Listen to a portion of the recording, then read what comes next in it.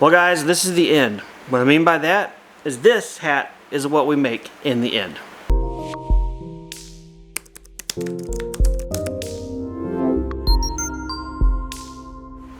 Hey guys, Sam here and welcome back to Samcraft. Welcome to another video from my shop, and in this video it is about embroidering hat designs, specifically my personal workflow, my workaround, and the things I have done to get my designs lower on a hat so they possibly don't look as weird or just fit larger designs overall. If you want to see how I got this done and see this double vision weird looking hat be made, stick around. As we kickstart and begin to make said hat on Sam's head, I want to let you guys know that my friend Matt, who has a YouTube channel and has a smartstitch machine as well, a couple of months back we were talking back and forth offline about hat designs and lowering embroidery things, and Matt was like, hey Sam, guess what? I found a way to do it. I found a way to crack the system, so to speak, but I'm curious, can you figure it out first? I don't want to tell you, just see if you can figure it out. So I went to the machine, poked around, looked around, and I figured out a method. Funny thing is, his method and my method are entirely two different things. So when you watch this video, after you finish this video, go check out Matt's video, which is linked down below, and check out his method as well. Step one of this project is to create a custom frame within the embroidery machine. Alright guys, to start with, let's go into the frame settings and show you where they are and how to find the current parameters for your hat. So down here at the bottom, we're going to press on the frame icon. We're going to press on the frame icon at the bottom left. Now we're brought to the list of frames that's installed with the machine. This one here is the default, so tap it once to select it. And then down here at the bottom there is a little white square kind of frame icon with a finger on it. It's the second one from the left. Tap on that. If you get prompted for a password, which I did not at this screen because I've already entered it, the password for the 1501 machine is 66668888. There's a different password for the 1201 machine, but that can easily be found in the Facebook forums, and I'll also put it on the screen here for you as well. So what we see here is the frame that is built in with the machine. It comes with it. This is the hat frame, and we see that it's got an image, and the length is 280 millimeters. The width is 75 millimeters. There is a 0 millimeter radius. Down here the frame type says hat. My X and Y coordinates is where it is now, but it's at negative 94.5 and 80.2. And then most importantly, the center point for this frame, negative 97 for X, positive 65 for Y. The main thing you want to do or need to adjust with your frame is the width, which is actually the height with the hat, but up here it is the width. The default is 75, so if I want to change it, I can tap here and enter in a new parameter. There's nothing wrong with doing that.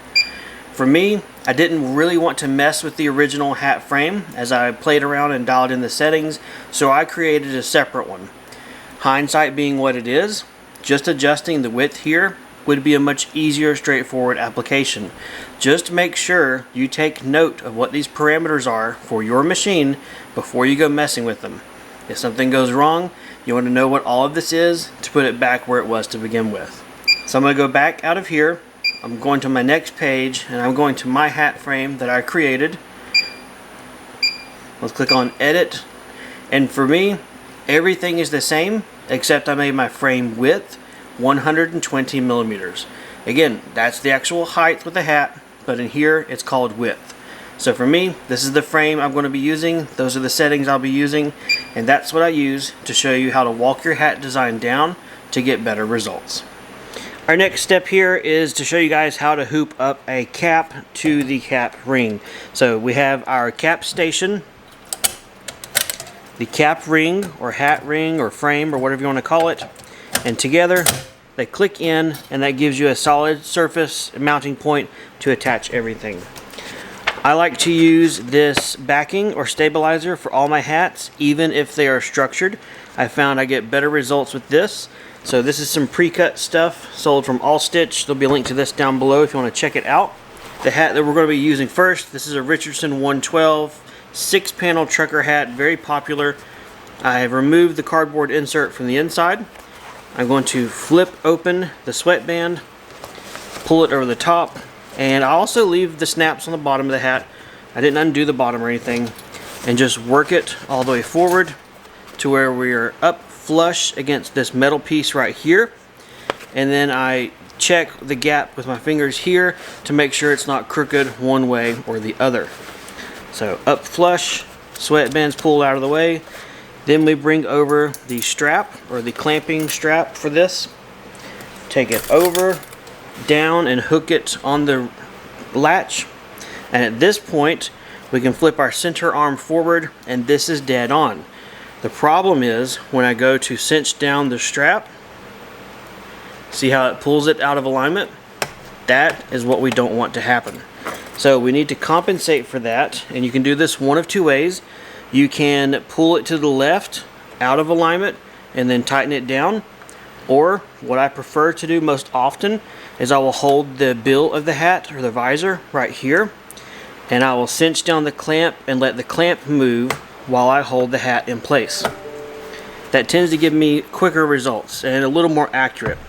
Either way, whatever you do, both methods work. You want to make sure you get it clamped.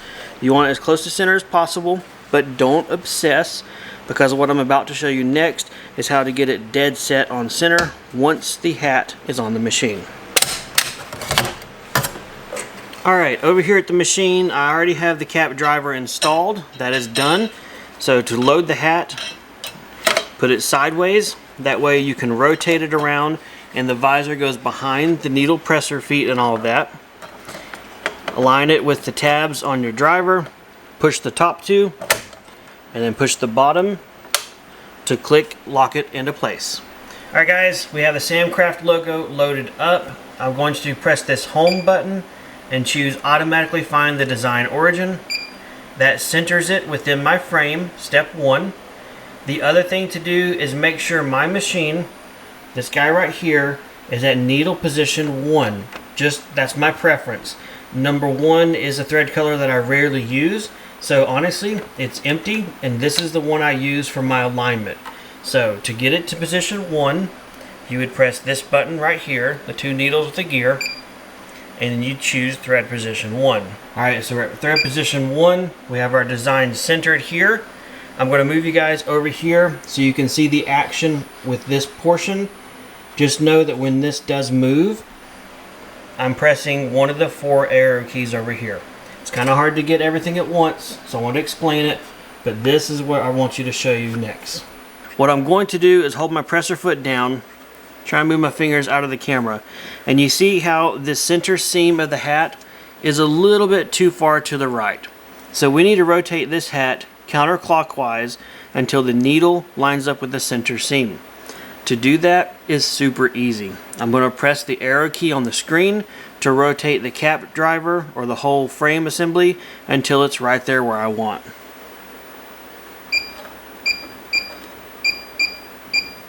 And that's it. So in this instance, that's why I said whenever I was loading this up on the cap driver that I don't obsess about getting it exactly lined up with that center bracket, because I always dial this in left and right before I run it. So that's my personal workflow. I don't know, maybe you've got a better idea, maybe you do something better, but this is what I found that gives me the best results in the end, and I can just walk each one in as we go. So we have found our center point. We don't want to move the left and right arrow keys anymore. What we want to do next is frame or outline the design and walk it up on screen, which means closer towards the visor. To do that, you could press this home button and then move frame along design border. But as you do that, you press it once, you're gonna have to go back to home and press it again. An easier way to do this so that the menus don't close on you is to go back to the frame icon, and from here you have that button right there and it doesn't disappear. So you can press it, watch the trace, adjust up or back. Remember, only up and down. Press it again, watch the trace, and keep going back and forth without your screen messing up. So on the screen, I'm going to press the down arrow, and that looks pretty good, but let's go ahead and check it. So I'm still going to hold this down with my finger, and now I'm going to press that move frame along design border button, and it's going to trace the outline of the stitch job.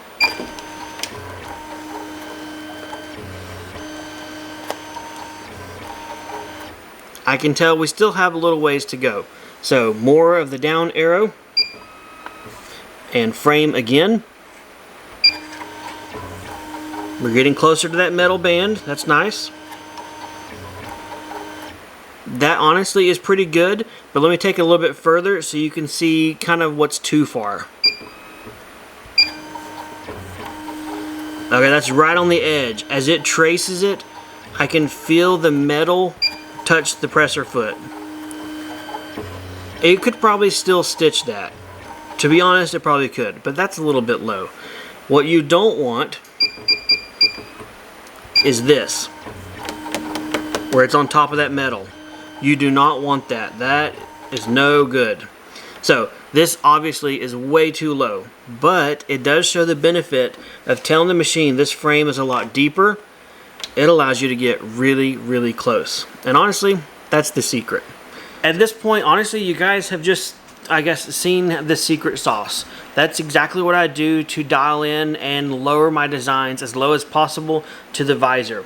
What I want to do though is actually stitch this stuff out. Let you actually see it in person, but I don't want to use this hat. This is the only one I have, and I kind of like the color combination. So let me get a more generic hat, and I'm going to first stitch out the Samcraft logo as low as we can get. So as low to the metal band as possible. Then we're going to change frames, digital frames, back to the original, put it as low as it will go on the original factory one, and we'll see. Did we get a big difference? Is there a lot of difference in height, or was this all just a waste of time?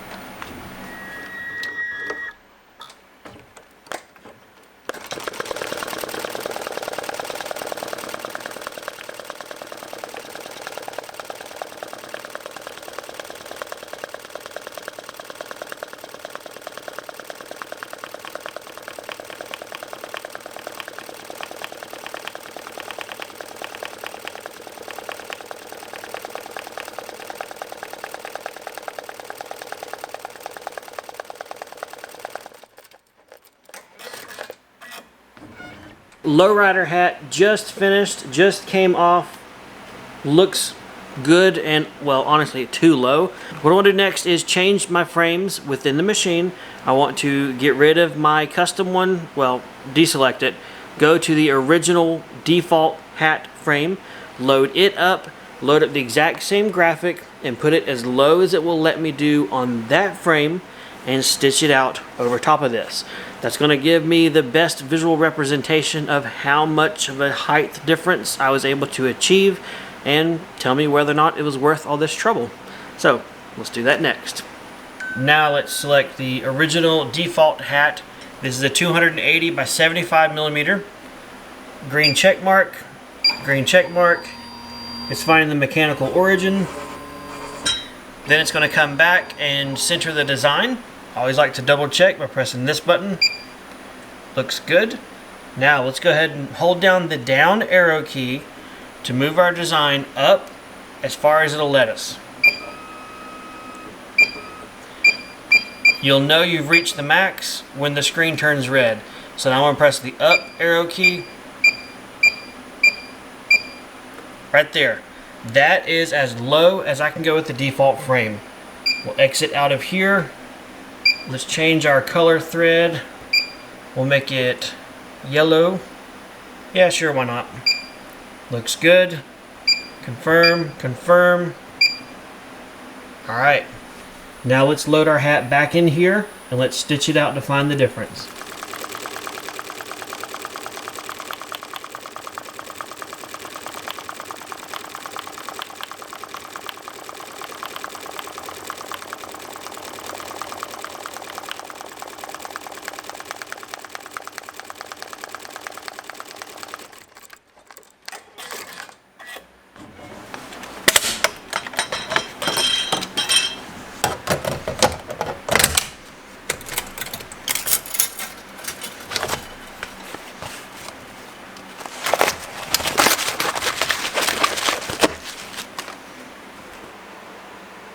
there we have it, guys. There is as best a visual representation as possible.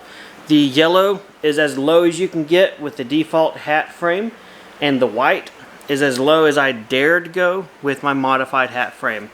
If you look close at the bottom of the C, or the gear cog around the S on the white, it started pulling apart a little bit from the rest of the letter C. There's some gaps there. That's what happens when you get so low. There's such a steep angle there, and you get some weirdness going on as well whenever you double stitch a hat. So any other kind of gaps and odd stuff, don't pay attention to too much or give too much credit towards as far as being associated to anything, other than the fact that I ran a design twice on a fabric, and so there's a lot of push-pull, tension, and compensation stuff going on. There's a lot of weird stuff going on with the hat that you don't normally have when you're working with a design, one design that's digitized for a hat. So from here we can see that the modified frame that we did, I mean, it's probably at least 10 millimeters lower than the default. So that's a pretty good amount. Looking at the hat though, the yellow placement being the default lowest setting looks great with the Samcraft brand, but the Samcraft brand is more skinny height-wise, so it doesn't really show off the benefit as much as it would with the larger or taller design. That being said, there's Sam's solution on how to get lower designs on your embroidery machine. While this is specific to the smartstitch, it probably would also apply to other machines out there. So check it out, see if you got that ability, and let me know. If you embroider hats and you have a solution for getting your design lower down that is not like mine, or maybe it is, let me know in the comments down below. What did you do? What did you find? And how do you accomplish the lower design if it is different or the same as me? Either way, hopefully you guys enjoyed this video. Thanks for hanging out with me in the workshop. If you got any questions or comments, you know what to do. Leave them down below. Otherwise, take care. I'll see you guys next time in the workshop.